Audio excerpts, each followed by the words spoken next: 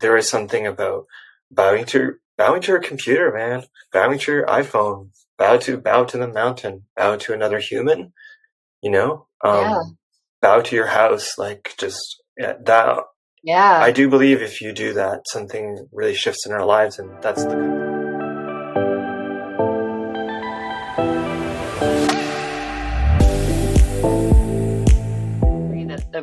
Having the rituals and the systems is really such an important structure.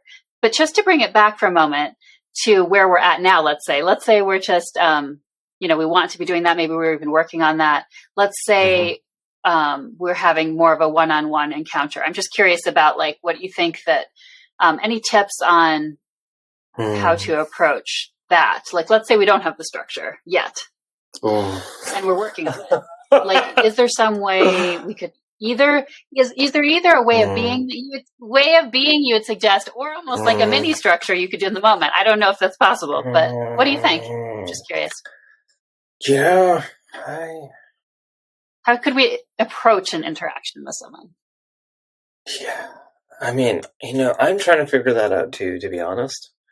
Because, or maybe it's better not to go to those places without it, because I think there's also the way in which it doesn't necessarily go to those kinds of things. It's more about the deep level where it's not those things, where we can connect. You can connect with the essence of someone without where it's metabolizing all of those parts. So maybe it's then you would just keep it trying to connect essence to essence. What do you think? I think this is a really, really difficult cultural melting pot type of question. You don't know, especially in the Western world, especially in the Americas. Yeah. You don't know where somebody is coming from and what intelligences or what customs they have culturally. You just don't know. And to be honest, some traditions are more intact and more buoyant and have more self-intelligence built in than others. That's the truth. And so I think it's a very difficult thing, because right now you have relationships built in a cultural context where a lot of the people, frankly, who have power don't really deserve to have it. And they built the whole system around them never being challenged. And the unsafety of that, the insecurity of that is just permeating every relationship, because personally, I feel like what I've learned is, like, I believe at this point, if that system, there's no substitution for having that there. And so the defense then becomes shielding yourself from engaging with another person deeply. But that actually is not a solution. That is just a band-aid for the moment, buying time. So I think it's a really, really actually difficult question. And thank you for that, because I'm a lot more like... But I think there's wisdom in that. There's wisdom in knowing you need the support and the structure, right? I mean, that's important to know, because... so I think, so it sounds like maybe that kind of interaction level needs the support. And, you could perhaps be present with someone. Just present. That's it. But for those kinds of interactions, it sounds like the support is very important. Yeah, and I think this is why it's so difficult, this current era, where we're like, are aliens and UFOs going to land on the planet and tell us what's going on? There's so much stuff happening around us. The world is getting stranger by the minute. And so the need to metabolize this information, if you just look at the social justice movement, has unearthed all of our stuff around our sexuality, our gender stuff, our race stuff. And then you have all this esoteric information about aliens and ancient civilizations. It's all coming at once. There's so much information to synthesize. And so, I think we're quite desperate, to be really honest. And I think there's a trial of, the Hopi legends say, that, somebody I was talking to yesterday, or teaching me about it, that essentially the people who survive this kind of trial are people who can live in harmony with the ecosystem. And this kind of intelligence is absolutely necessary for intimacy between humans. And I think one of the things I could come back to is happening right now, and I can feel a little bit of emotion around it, is that we feel like our relationships are failing all the time and they're so difficult, and it's us, I'm not working, I'm not, and that's real. Like, we're all a bunch of idiots, that's for sure. But we keep forgetting that, like, a lot of it's being maintained by having people in places of power that don't have a way of being checked in a self-intelligent way. So currently, right now, you either you have people being able to be sabotaged when they have power, or being misplaced, and neither are really good.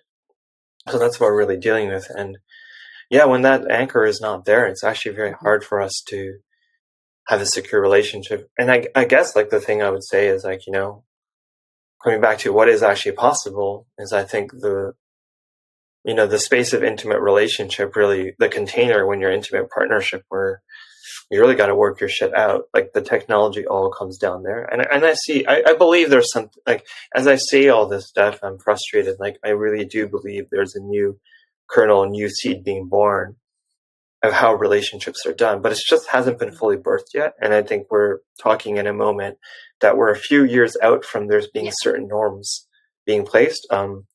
I really do believe the world of relationship coaching, psychotherapy, spirituality, as it exists, is all going to get disrupted.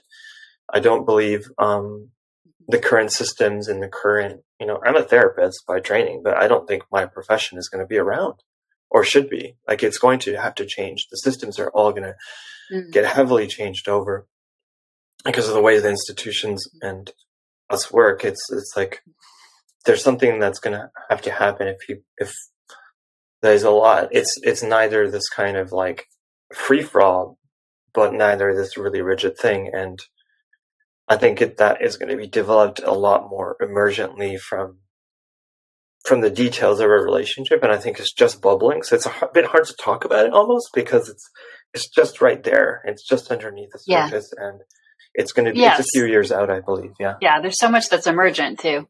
Mm-hmm. Yeah. Yeah. It's like talking about something that's, cooking in this oven, and you're like, when it's like, well, how's this going to taste? I mean, I don't really know. I've never cooked this recipe. It's in the oven.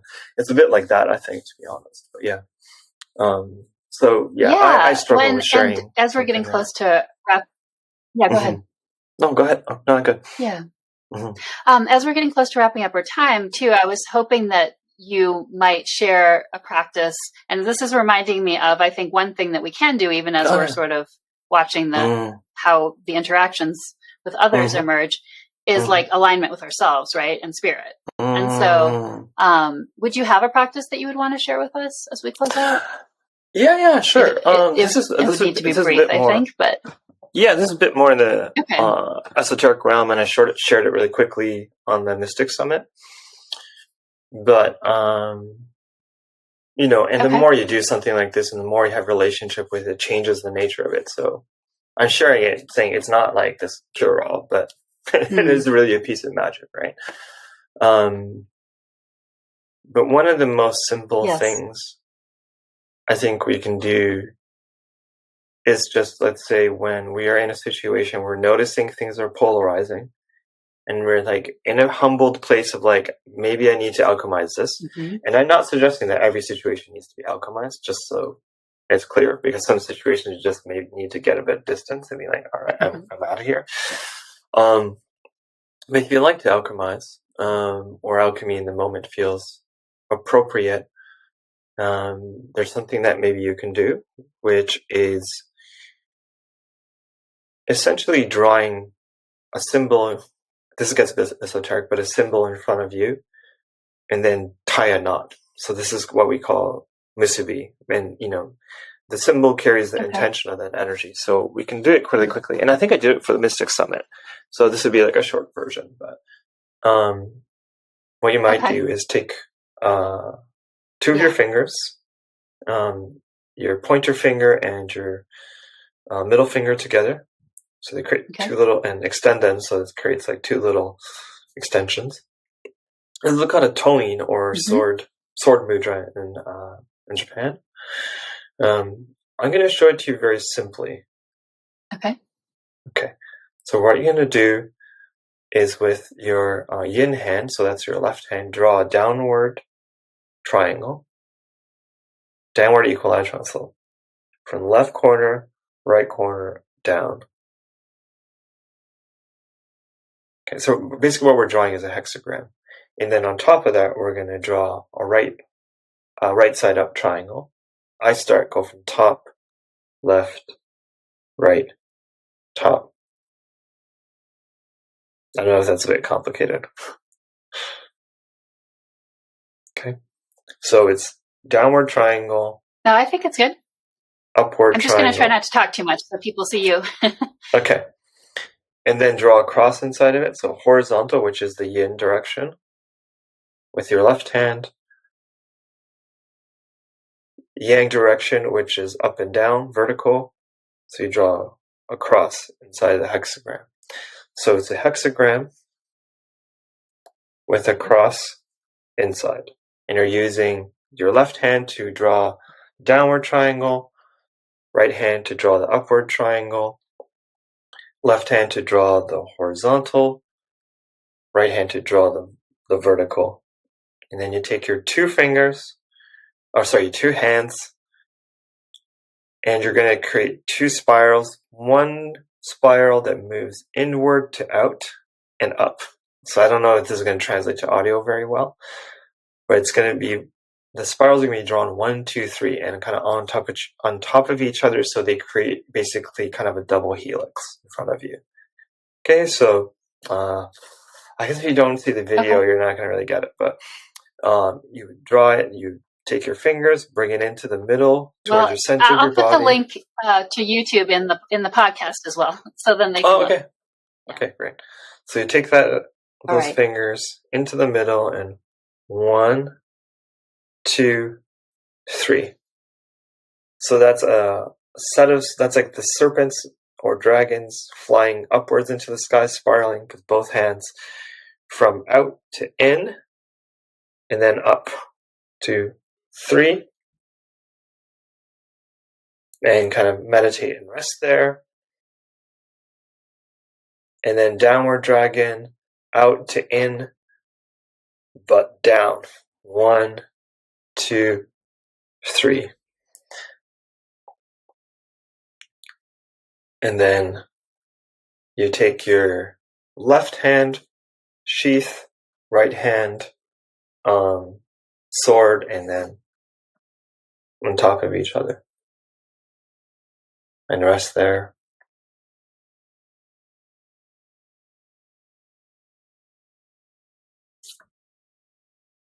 And bow.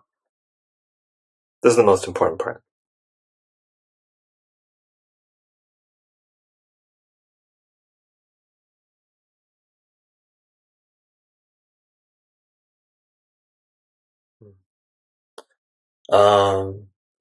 Probably premise is this will only be good as your bow, as most things are. I think the flashy stuff that people think about, especially in the Asian or, as I know, the Japanese practices, I think, if I'm being honest, people maybe have a tendency to look at the forms, and those things are all great, but really the work always, I would say, comes down to having a good bow, because that is really, the bow shows you shows and conditions in you a kind of humility that is requisite when you are asking for the guidance of the various deities, and that means dragons and algorithms in our ecosystems. So I just want to put that out there as context, because it's really important to understand a lot of even esoteric traditions. Their power is really in the lives of the everyday people of the culture. So esoteric kind of like practices, rituals, it really, like, these things really matter. And when you observe the Japanese spiritual system, you really, when I was there last, which was the summer, you really notice that the practice of bowing to each other really comes from going to the shrines and kind of bowing all the time. So when you're doing that, you're giving thanks to the ecosystem that you're embedded in and the relationships that it's nurturing and fostering and it's brought together for you.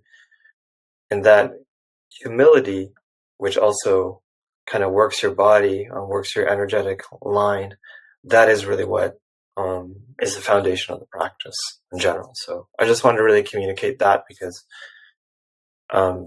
whatever I showed there is the efficacy of that is variable at any moment. But I think what's quite important is the conditioning of our soma into a kind of humility that can hold the practice. And if I'm being real, I've noticed time and time again that sometimes the surface level, or kind of the elaborate level, surface is a bit maybe insulting, so elaborate level of a traditional practice gets translated, and that becomes the one thing that people focus on. Can you do this? Can you do that? But actually, the person who has the cleanest bow in the room is probably the person who is most in integrity, or is pretty much, and that really is the practice. Right. So so bowing. At least for me, that's what's really important. That is really helpful. Yeah. I really appreciate adding that onto it, because that's very helpful. Yeah, actually, you know what? Maybe I just that's really helpful. I'm so glad you added that piece into it. That's really important. Right. So maybe this is a kind of humble reminder to myself of when you're asking what is this something you can actually do, and all that. I was kind of overcomplicating it maybe, and I would say come down to bowing really. It feels awkward because it's a cultural practice for me, so it's really strange to say that other people should do it. But the human body works in a certain way, and there is something about bowing to your computer, man. Bowing to your iPhone. Bow to the mountain. Bow to another human. Bow to your house. That. Yeah. I do believe if you do that, something really shifts in our lives, and that's the kind of stuff I'm working on personally. So. So thank you with that. Take a bow here. Thank you, Sonja, for this opportunity. Yes, that seems like actually a wonderful place to wrap up. Thank you. Let's see. Thank you. Thank you. Did you want to share where people can find you in case they would like to follow your work or consult with you? Yeah, maybe. Maybe they will. Who knows? You can find me at tadahozumi.org. So I'll put it in the notes too, but tadahozumi.org. The project that I work on called Lunmu is at lunmu.io, and I can the Instagram. Okay. I guess you can find me on Instagram if you want to at Tada Hozumi, and then at lunmu.io. And then, you'll find my partner. I'm going to make sure I know their Instagram. Add me. If you want to follow the both of us. Oh. Okay, maybe it's not. My partner is Georgie Rein Lo. So that's GeorgieReinLo. That's their Instagram. And also you'll find our work that we do together at lunmu.io on the website and at the lunmu.io Instagram. Sorry, that was a mouthful. I don't know if that totally worked, but it's in the show's notes. So great. Thank you. Yeah, and thank you so much again for being here. And I'll put all the information in the notes as well. But I just this was such a helpful conversation as we go forward. So, okay, thank you so much. Okay, bless you.